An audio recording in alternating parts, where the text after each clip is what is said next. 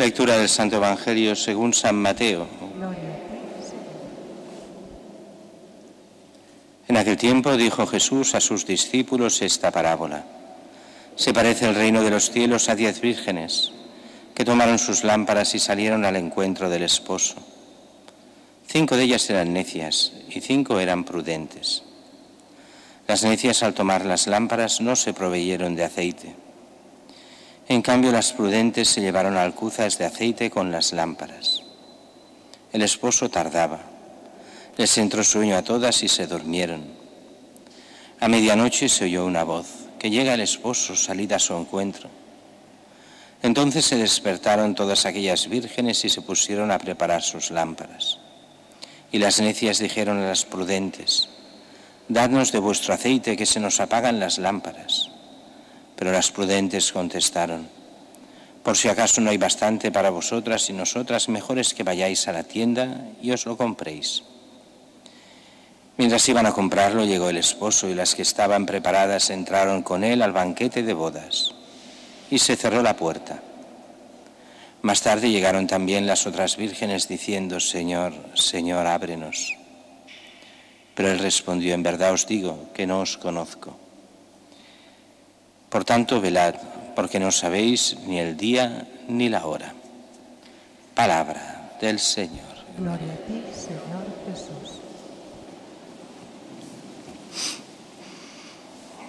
Estamos, decíamos al principio, ya casi al final del año litúrgico y los temas, justo ahora, estos últimos domingos y después también los primeros domingos de lo que es el Adviento, nos hablan de la venida de Cristo, la segunda venida de Cristo, no la primera.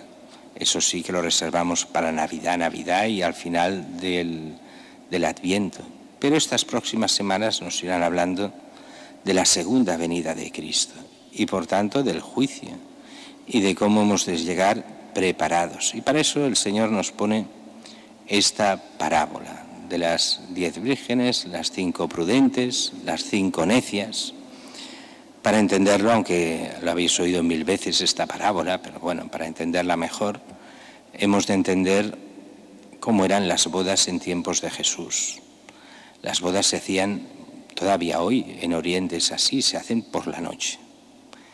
Y entonces en algunos sitios todavía se hace, en pocos, que es que, sobre todo en pueblos muy pequeños, el novio, cuando ya había caído la noche, iba por todo el pueblo y en las casas donde habían chicas casaderas, pues salen a algún sitio, pero en aquella época salían con las lámparas encendidas y después de la lámpara, con las lámparas encendidas, acompañaban al novio hasta el banquete de bodas, donde allí en la mentalidad judía ya estaban casados los novios.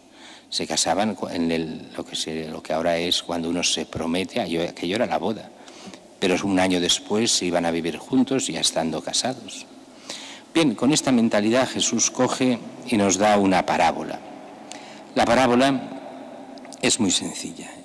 Hay estas vírgenes que están esperando al esposo. Estas 10 vírgenes que corresponden a toda la humanidad. Todos representamos esas 10 vírgenes. Aparentemente por fuera, aparentemente iguales. ¿Cuál es la diferencia? Unas llevan aceite y otras no llevan aceite, o sea, unas llevan las alcuzas con aceite, o sea, estos depósitos para llenar estas lámparas de aceite, y los otros no los llevan. Y dice que están esperando. Claro, en realidad el esposo, aquí está clarísimo en la parábola, es Cristo mismo. Cristo, que Dios que se ha hecho hombre en Cristo para salvar la humanidad, para esposar a la humanidad, de forma tal que, haciéndonos hijos de Dios, y todos juntos como iglesia esposa de Cristo, lleguemos a la vida eterna. Pero, aunque Dios hace su parte y la hace en Cristo, nosotros hemos de hacer la nuestra. Y entonces se ve claro en esta parábola. Llega que se duermen. En la mentalidad de las parábolas, el dormirse normalmente es el signo de la muerte. Estamos esperando a Cristo. Y si no llega, llega el momento de nuestra muerte y todos lo encontraremos. Y en medio de la muerte se oye el grito, el chillido, que llega el esposo, que llega Cristo. Se levantan, entonces preparan y ponen el aceite en las lámparas y se dan cuenta las necias que no hay aceite. Claro, ¿qué representa aquí el aceite? El aceite es lo de menos. El aceite aquí representa cómo has vivido tu vida. Has generado la gracia que Dios te ofrecía o simplemente has vivido para ti. ¿Dónde está ese fruto de la fe y de las obras buenas que Dios quería de ti, para lo cual ha enviado a Cristo y te ha dado los sacramentos y te ha dado el Evangelio y te ha dado la Eucaristía y te ha dado el perdón? Todo eso lo has aprovechado.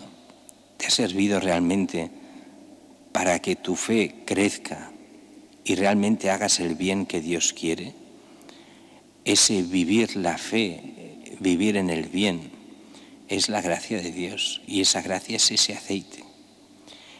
Has acumulado todo ese bien que Dios quería, ese tesoro en el cielo que no es el tesoro de la tierra, ese aceite.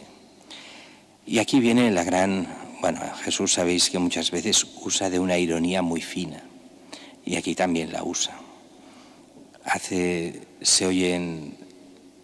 Se oye que llega el esposo, es el momento en que viene la resurrección y el juicio. Y entonces se dan cuenta, hemos de encender las luces. No tenemos aceite, darnos del vuestro.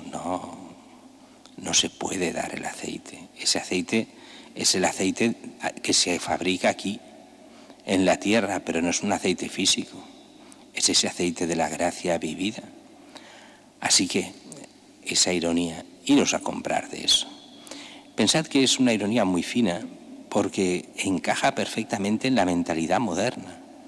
A Dios se le compra. Es aquello que tranquilamente tantos decían, al menos en catalán, pagant s'empera canta. O sea, pagando se consigue lo que se quiera. Y se consigue lo que se quiera a todos los niveles. Se compra a Dios como se quiere. Id a la tienda, comprad ese aceite. Claro, es una ironía, porque a Dios no se le compra. A Dios se creen los que viven lejos de Dios que lo compran.